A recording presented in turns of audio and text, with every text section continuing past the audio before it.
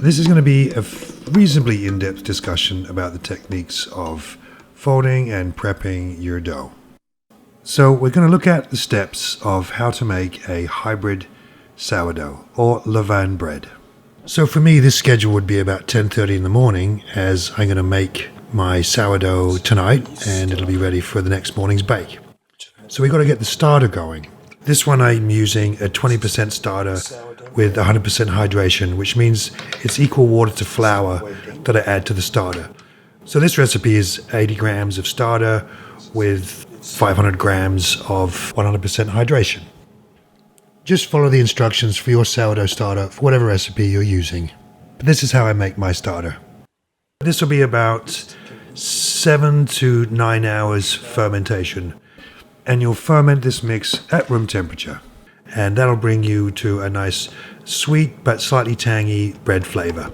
Hey, hey, hey, hey. I quite often use citrus fruits in my bread for 3 reasons. One is the acidity of the fruit. Yeast prefer a more acidic base, so they help develop healthier yeasts. The other reason is perfume. The bread just smells fresher. The final advantage, it will help to keep the moisture level of your bread for much longer. I'm making a 9-loaf recipe, so I'm using 8 oranges.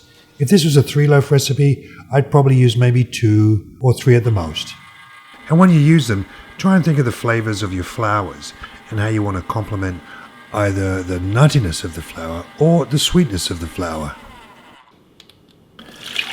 Add the fruit zest, juice and pulp to your mixing bowl, and half the amount of water that you're going to use in the recipe. Make that about 100 degrees Fahrenheit, because by the time you add it, it's going to drop a few degrees. The next thing we're going to do is add the yeast. You want to use a traditional yeast, not the fast yeast.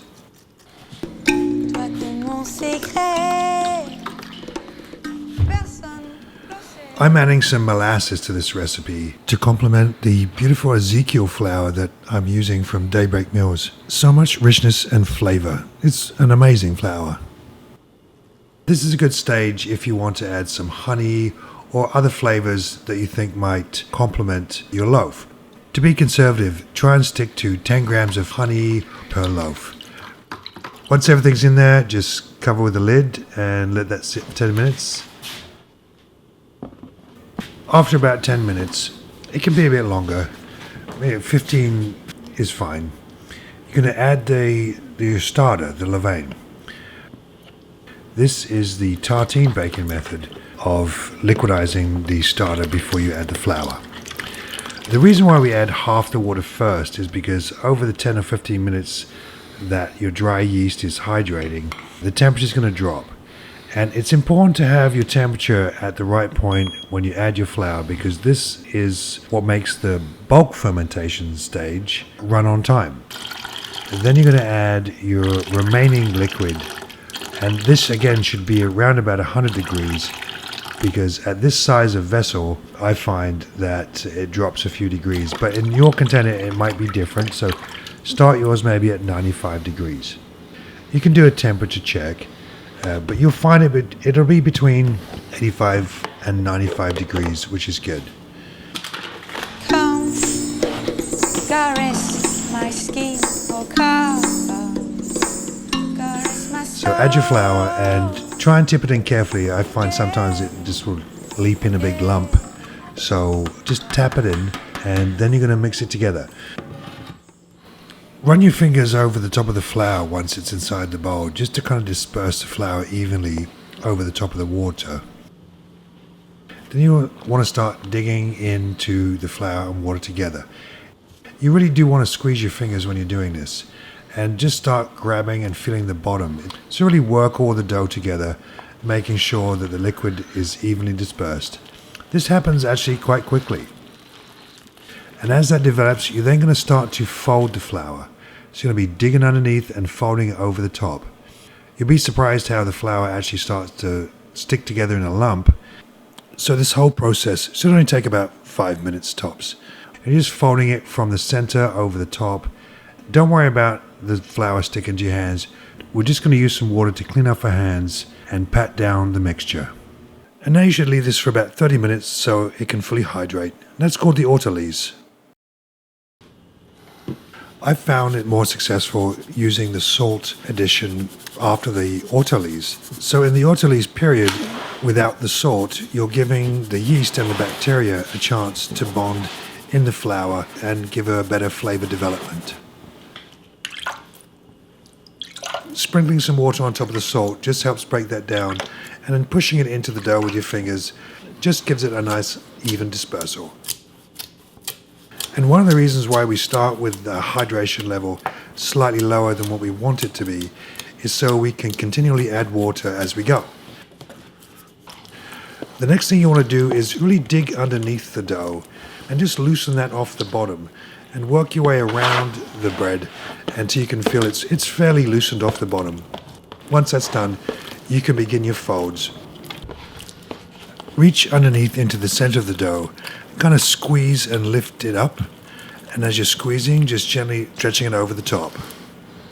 Go through each corner, sort of a north, south, east, west thing, and dig into the center, squeezing your hands together, picking it up, and stretching it over the top. But make sure you don't tear it. Then you're going to dig your hands under the whole dough and try and lift the whole lot up at once. And you'll find that the center of the flip side will be a bit dry.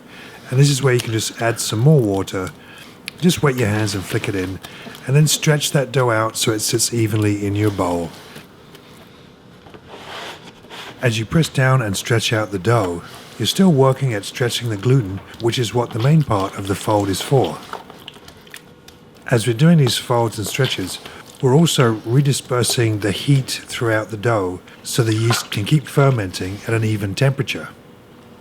So now cover and rest for another 30 minutes. Par où tout passe, par où tout pleure, par où tout brille, par où t'as peur, par où tout sait pas, moi je suis là.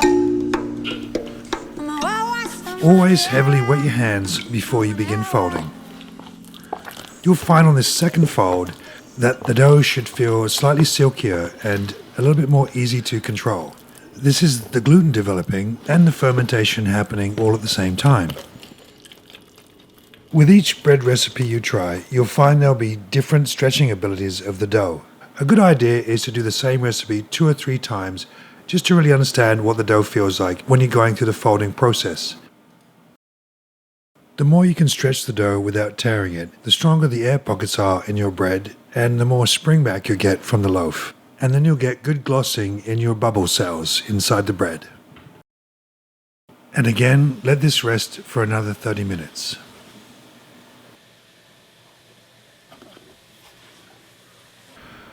On this third fold, you'll find the dough actually to become quite stiff.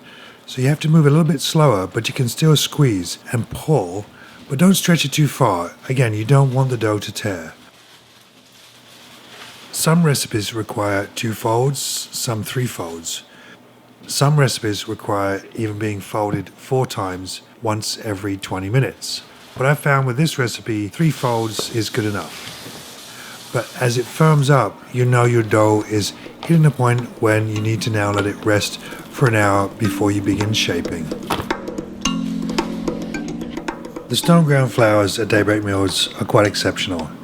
And Daybreak Mills does a perfect job at supplying both the excellent texture and ground quality to give your bread its best lift and best flavor.